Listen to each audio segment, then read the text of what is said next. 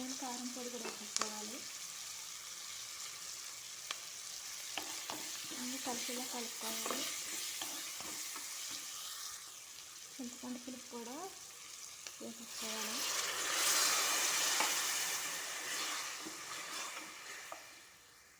ఉడికించుకున్న పప్పు ఉంది కదా, అది కూడా వేసేసుకుంటున్నాను. ఇందులో సరిపడినంత వాటర్ కూడా పోసుకోవాలి.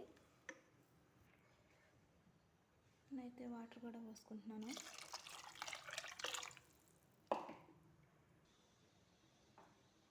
అర స్పూన్ ధనియా పొడి కూడా వేసుకోవాలి.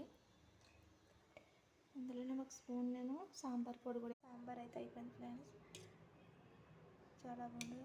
మీరు కూడా తప్పకుండా ట్రై చేయండి. Bye friends.